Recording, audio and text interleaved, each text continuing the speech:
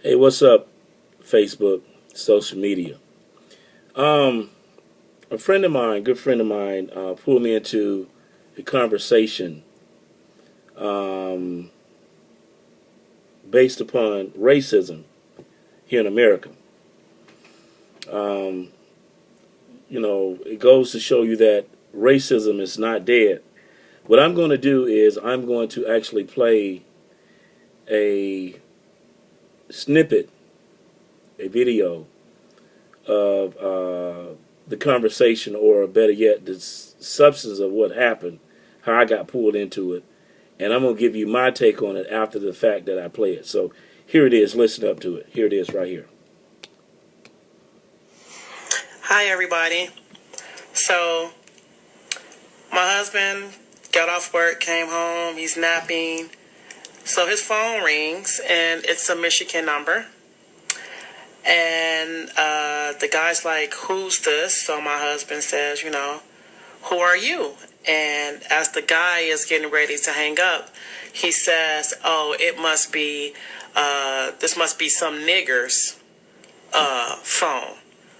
And so I called the number back, and I had a conversation with this guy. His name is Josh. He owns JD Waste Removal and More. I believe it's in Howell, Michigan.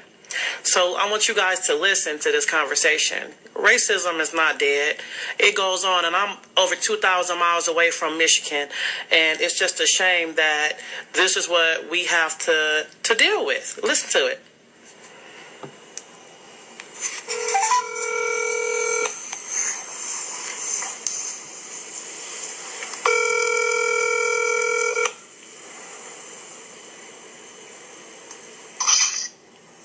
Hello?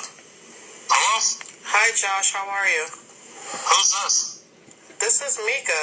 I was just wondering, why did you call my husband a nigger? Call your husband a nigger? Yeah, why did you call him that? When you called his phone, I think you called the wrong number, and he said that you I had... called the wrong number because a dude gave me the number. I wasn't talking to your husband. I was talking to someone else. I said, Wilkie gave me some nigger's phone number. So you called my husband a nigger? Okay, and? Why? Wow. Why would you do that? I didn't say it to him. Why would I do it? I was talking to one of my people, okay? Probably because I'm a racist motherfucker. That's why. Really? But you own a business, and I'm sure you serve black people, right? Oh, yeah, sure. I take black people's money. Well, so if you're a racist and you don't like black people, Money's all green, right? I'm white, money's green. Yeah, but don't you think that we live in a world now that we should be able to overcome racism? Like, I mean, that was just so unnecessary to call him a nigger. It'd be different if I said it straight to him. But would you have? If you saw him, would you say it to his face? What's that? I said, if you saw him, would you say it to his face? Fuck yeah, when I take my shirt off, show a big old swazi on my chest, too. Wow. Motherfucker, I ain't no scary ass honky. Wow, I think that's just pure ignorance, Josh. Is it? I think it is. So you're in Michigan, right? Yeah, that's correct. And you own JD Tree Removal Service, right? Yep. Okay, thank you for your time, Josh. Thank you. Bye.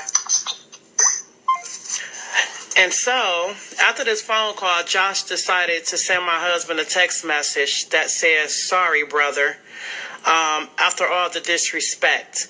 I want you guys to share this message. I want you to make it clear that Josh at JD Waste and Removal in Michigan, and if I'm not mistaken, it's in Howell, Michigan. Telephone number 734-334-3820. Is a racist. And yeah, he takes black people money, but he don't like you. And just make people aware of this. And I'm just saddened by it. You called the wrong number, and you have the audacity to call my husband a nigger. I guess by the tone of his voice, he clearly heard that my husband was black and took it upon himself to disrespect him. So I'm just sharing it.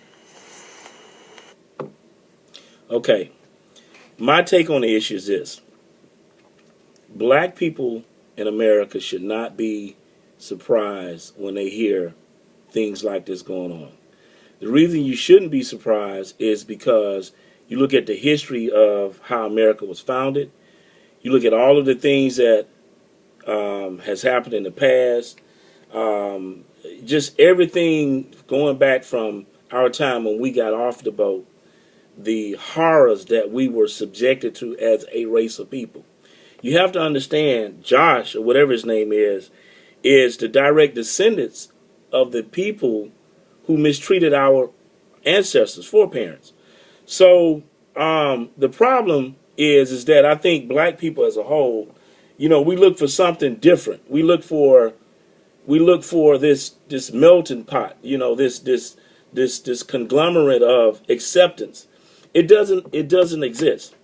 And the other part of that is, I think what black people need to understand in the process is that you should realize that Martin Luther King lied to you.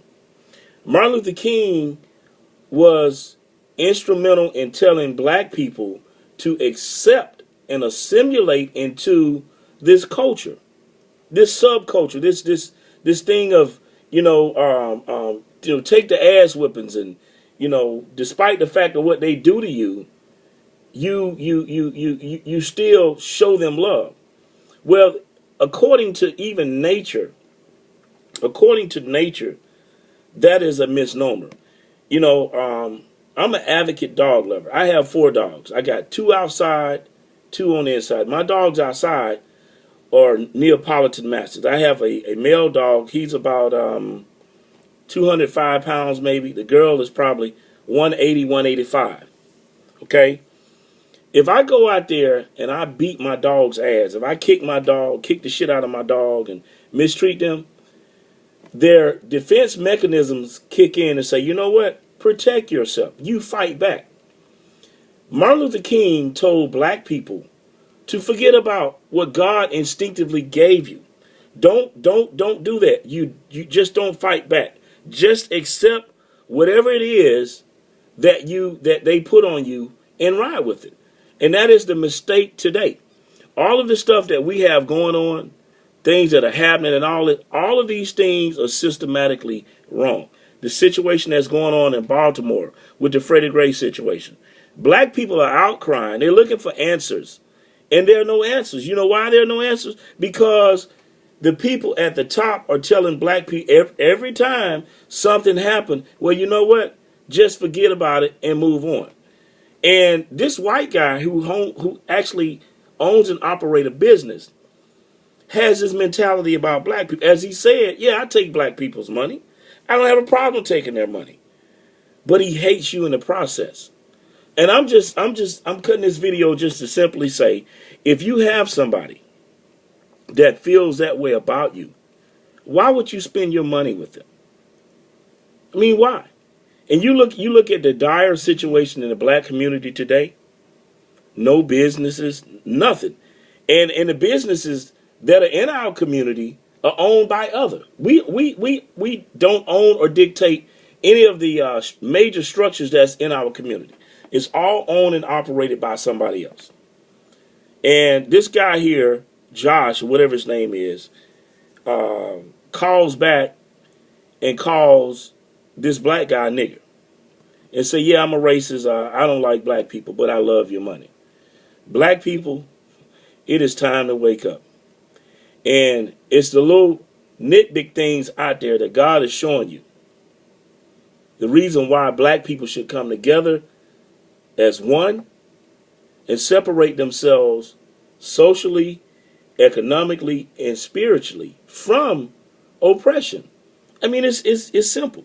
If we do these things, those 3 things, separate socially, economically, and spiritually, if we do those 3 things, you would see something. You would see America change its ideology about you as a whole, because you got to realize something. They only eat off your ignorance. That's how they eat. That's how they keep control of you. First of all, we have no sense of nationality. We don't know who we are. If I ask 10 different black people, what are we? They're going to give me 10 different answers, or maybe even 10 different reasons. But the fact of the matter is that we have to get on one accord. And that there's certain things that are transitioning out there now that should put all of us on the same page. So that said, I'm going to sign off. But I don't know how many things that have to be presented or shown before we wake up and realize, hey man, this is not where it is. Okay?